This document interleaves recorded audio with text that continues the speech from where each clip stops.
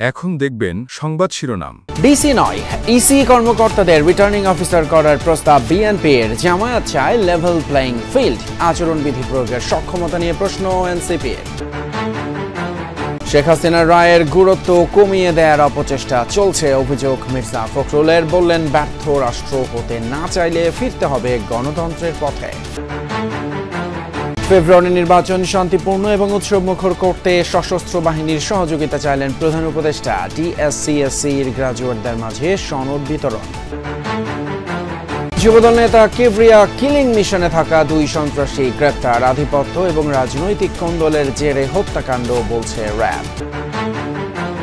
আশুলিয়া থানার সামনে গুলি করে হত্যার পর মরদেহ পুড়িয়ে দেন ওসি সাইয়েদ সহ 2 পুলিশ কর্মকর্তা। ট্রাইব্যুনালে রাজসাক্ষী আফজালুলের জবানবন্দি।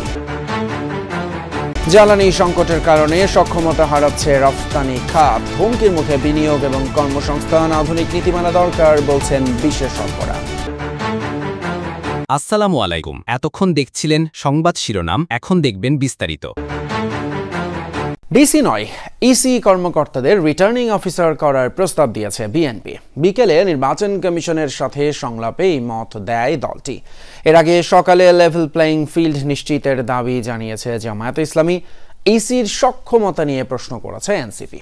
সমাপনী বক্তব্যে সিইসি বলেন, আইন হওয়ার আগ পর্যন্ত গণভোট করা সম্ভব নয়। নির্বাচন সুষ্ঠু, শান্তিপূর্ণ ও গ্রহণযোগ্য করতে রাজনৈতিক দলগুলোর সাথে ইসির সংলাপ। চতুর্থ দিনে বিকেলে বিএনপি সহ 6টি দলের সাথে সংলাপে বসে নির্বাচন কমিশন। নির্বাচনে অংশ নিয়ে যারা শেখ হাসিনাকে ফ্যাসিস্ট বানাতে সহযোগিতা করেছে, এরা প্রত্যেকে অপরাধী। বর্তমান নির্বাচন কমিশনকে স্বচ্ছ, সৎ এবং অনেক দুর্বল মনে হয়। যারা নারী রাজনীতিবিদ রয়েছেন, ওনারাও কিন্তু টার্গেটেড ভাবে এই ধরনের অপপ্রচার এবং হেনস্থার শিকার হচ্ছেন। বিএনপির স্থায়ী কমিটির সদস্য ডক্টর মঈন খান বলেন, আচরণবিধি মেনেই নির্বাচন করবে বিএনপি। তবে অঙ্গীকারনামায় শাস্তির বিধান স্পষ্ট নয় বলে উল্লেখ করেন তিনি। আপনারা একবার সাহস করে এই সিদ্ধান্তটা নেন যে রিটার্নিং অফিসার আপনাদের নির্বাচন কমিশন থেকে থাকবে, অ্যাসিস্ট্যান্ট রিটার্নিং অফিসার আপনাদের নির্বাচন কমিশনে ডেডিকেটেড লোকেরা হবে। এই একটা সিদ্ধান্তের মাধ্যমে বাংলাদেশের রাজনীতিতে গুণগত পরিবর্তন আসবে। মানবতা বিরোধী অপরাধে শেখ হাসিনার মামলার রায়ের গুরুত্ব কমিয়ে দিয়ে ভিন্ন খাতে দৃষ্টি ফিরিয়ে নিতে একটি মহল সচেতনভাবে অপচেষ্টা করছে। 24-এর গণঅভ্যুত্থানে বিএনপি বইয়ের মোড়ক উন্মোচন অনুষ্ঠানে এ মন্তব্য করেন বিএনপির মহাসচিব মির্জা ফখরুল ইসলাম আলমগীর। বলেন, কেউ যদি এককভাবে সংস্কারের কৃতিত্ব দাবি করেন, সেটা শুধুই সংকীর্ণ মানসিকতার প্রকাশ। রাজধানীর একটি হোটেলে 24-এর গণঅভ্যুত্থানে বিএনপি শীর্ষক বইয়ের মোড়ক উন্মোচন ও ডকুমেন্টারি প্রদর্শনী অনুষ্ঠান। এতে যোগ দেন দলটির মহাসচিব, স্থায়ী কমিটির সদস্য সহ যুগপথ আন্দোলনের সঙ্গী রাজনৈতিক দলের নেতারা। আলোচনায় বিএনপি নেতারা বলেন, দেশ কঠিন সময় পার করছে। এই পরিস্থিতি থেকে উত্তরণে দলকে ঐক্যবদ্ধ থাকতে হবে। সেই সাথে আসন্ন নির্বাচনের চ্যালেঞ্জ মোকাবেলা করে সুশাসন প্রতিষ্ঠায় গুরুত্ব দেন নেতারা। অনুষ্ঠানে বিএনপি মহাসচিব বলেন, মানবতা বিরোধী অপরাধের রায়ের গুরুত্ব ভিন্ন খাতে নিতে সচেষ্ট একটি মহল। সংস্কার নিয়ে বিএনপিকে ভিন্নভাবে চিত্রায়নের চেষ্টা মেনে নেওয়া হবে না। ফ্যাসিস্ট হাসিনার মানবতা বিরোধী অপরাধের জন্য রায় দেওয়া হচ্ছে কোর্টে, অন্যদিকে দেখি একটা মব ভায়োলেন্স চলছে। এটা কিসের আলামত আমি জানি না। আমি তো মনে করি যে ওই রায়ের যে গুরুত্ব, সেটাকে কমিয়ে দেওয়ার জন্যে একটা বিশেষ মহল ভিন্ন খাতে বিশ্ব দৃষ্টিকে নেওয়ার জন্য এই কাজগুলো করে বন্ধুগণ। আগামী জাতীয় সংসদ নির্বাচন সুষ্ঠু এবং উৎসব মুখর করতে সেনাবাহিনীর সহযোগিতা কামনা করলেন প্রধান উপদেষ্টা ডক্টর মোহাম্মদ ইউনূস। প্রশংসা করলেন গণ অভ্যুত্থান পরবর্তী সংকট উত্তরণে সেনাবাহিনীর ভূমিকার। সকালে ডিফেন্স সার্ভিসেস কমান্ড এবং স্টাফ কলেজের কোর্স 2025-এর গ্রাজুয়েশন সেরেমনিতে এসব কথা বলেন তিনি। কোর্স সম্পন্নকারী অফিসারদের অর্জিত জ্ঞান এবং অভিজ্ঞতা কাজে লাগিয়ে দেশ ও জাতির কল্যাণে ভূমিকা রাখার আহ্বান জানান ডক্টর ইউনূস। বাংলাদেশ ছাড়াও এবছর টিএসসি-এসসি কোর্সে অংশ নেন চীন, তুরস্ক, ভারত, পাকিস্তান সহ 24 দেশের 311 জন সামরিক কর্মকর্তা। সামরিক বাহিনী কমান্ড ও স্টাফ কলেজ কোর্স 2025 গ্রাজুয়েশন সনদ বিতরণ অনুষ্ঠান। এতে যোগ দেন বাংলাদেশ সহ বিভিন্ন দেশের সামরিক বাহিনীর কর্মকর্তা ও ঢাকায় নিযুক্ত বিভিন্ন দেশের রাষ্ট্রদূত।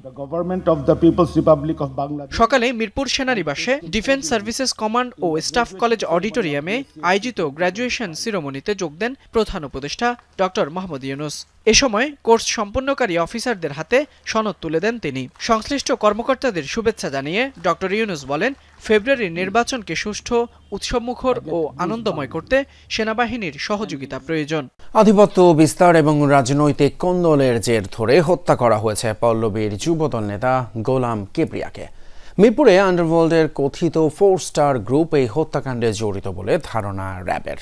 হত্যার অন্যতম হোতা পাতা সোহেল সহ 2 জনকে গ্রেপ্তারের পর এমন তথ্য জানিয়েছেন র্যাব 4-এর অধিনায়ক lieutenant colonel Mohammad Mahbub Alam. 17 November এভাবেই গুলি করে হত্যা করা হয় পল্লবী থানা যুব দলের সদস্য সচিব গোলাম কিবরিয়াকে। সিসি ফুটেজে দেখা যায় 3 জন শুটার কিলিং মিশনে সরাসরি অংশ নিয়েছে। খুনের পর পালিয়ে যাওয়ার সময় এক কিলারকে আটক করে এলাকাবাসী। একদিন পর মঙ্গলবার পল্লবী থানায় হত্যা মামলা করেন কিবরিয়ার স্ত্রী। আশুলিয়ার বিরুলিয়া থেকে মনির হোসেন ওরফে সোহেল ওরফে পাতা সোহেলকে গ্রেপ্তার করে র্যাব 4। পরে হত্যায় জড়িত আরেক সন্ত্রাসী সুজন ওরফে বুক পোড়া সুজনকেও গ্রেপ্তার করা হয়। পাতা সোহেলই তাদেরকে, যারা শুটার তাদেরকে অর্থ সরবরাহ করেছিল, বাট পাতা সোহেল আসলে কোন জায়গা থেকে অর্থ পেয়েছে বা কে নির্দেশদাতা এটা এখনো আমরা ক্লিয়ার না। এর আগে যাদের সাথে ওনার সখ্যতা ছিল, এই রাজনৈতিক মেরুকরণের পরে সেই সখ্যতাটার এগেনস্টে তিনি কাজ করছিলেন।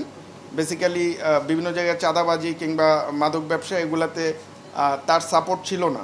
আশুলিয়ায় 6 লাশ পোড়ানোর মামলায় রাজ সাক্ষী হয়ে জবানবন্দি দিলেন মামলার গ্রেপ্তার আসামি এসআই আফজালুল হক। বুধবার জবানবন্দিতে তিনি বলেন, 5 আগস্ট 6 জনকে গুলি করে হত্যা করে লাশ পুড়িয়ে দেয় আশুলিয়া থানার ওসি সায়েদ এবং এএসআই বিশ্বজিৎ সহ বেশ কয়েকজন পুলিশ। বিবেকের তাড়নায় রাজসাক্ষী হয়েছেন বলে ট্রাইব্যুনালকে জানিয়েছেন তিনি। 5 আগস্ট শেখ হাসিনা পদত্যাগ করে ভারতে পালিয়ে যাওয়ার পর দেশের অন্যান্য স্থানের মতো বিজয় মিছিলে অংশ নেয় আশুলিয়ার ছাত্র জনতা। মিছিল নিয়ে থানার সামনে গেলেই তাদের লক্ষ্য করে গুলি ছুড়ে পুলিশ। নিহত হন 6 জন, পরে তাদের ভ্যানে তুলে পুড়িয়ে দেওয়া হয়। বুধবার এই মামলায় গ্রেফতার এক আসামি পুলিশের সাব ইন্সপেক্টর আফজালুল হক ঘটনার আদ্যপ্রান্ত তুলে ধরে জবানবন্দি দেন ট্রাইব্যুনালে। বলেন, 5 আগস্ট বিকেল 4টায় ওসি সায়েদের নির্দেশনায় এএসআই বিশ্বজিৎ সহ কয়েকজন পুলিশ সদস্য এই হত্যাকাণ্ডে অংশ নেন। তিনি ঘটনাস্থলে উপস্থিত ছিলেন, কিছু ঘটনা দেখেছেন এবং তিনি যে ঘটনার বর্ণনা, অর্থাৎ লাশ পোড়ানোর আগের বর্ণনাটা সম্পূর্ণ দিয়েছেন। কে গুলি করেছেন, কিভাবে গুলি করা হয়েছে, কে ডিপ্লয়েড করেছেন, কমান্ড রেসপন্সিবিলিটিতে যারা ছিলেন, অরিজিনাল একজন পারপিটেটরের নাম বলেছেন। নতুন কেন্দ্র গড়ে তোলা না গেলে 2030 সালের মধ্যে চরম আকার ধারণ করবে বিদ্যুৎ সংকট। সমস্যা সমাধানে এখনই কার্যকর উদ্যোগ নেওয়া দরকার। বিদ্যুৎ খাত নিয়ে ইকোনমিক রিপোর্টার্স ফোরাম, ইআরএফ এবং পলিসি এক্সচেঞ্জ বাংলাদেশ আয়োজিত সেমিনারে এসব কথা বলেন আলোচকরা। জ্বালানি সংকটের কারণে বিনিয়োগ এবং কর্মসংস্থান দুটোই হুমকির মুখে পড়বে বলে জানান ব্যবসায়ী নেতারা। তাই এই খাতে অর্থের যোগান বাড়াতে বিনিয়োগ নিরাপত্তা নীতির ধারাবাহিকতার গুরুত্ব দেন বিশ্লেষকরা। প্রতি বছর বিদ্যুতের চাহিদা বাড়ছে 6% হারে। এটি অব্যাহত থাকলে 2030 সালে উৎপাদনের সক্ষমতাকে ছাড়িয়ে যাবে চাহিদা। আর 2040 সালে 35,500 মেগাওয়াট চাহিদার বিপরীতে উৎপাদন নেমে আসবে 21,000 মেগাওয়াটে। ঘাটতি বেড়ে দাঁড়াবে 14,500 মেগাওয়াটে। সেমিনারে এসব তথ্য তুলে ধরে আলোচকরা বলেন, সমস্যা সমাধানে এখনই উদ্যোগ নিতে হবে।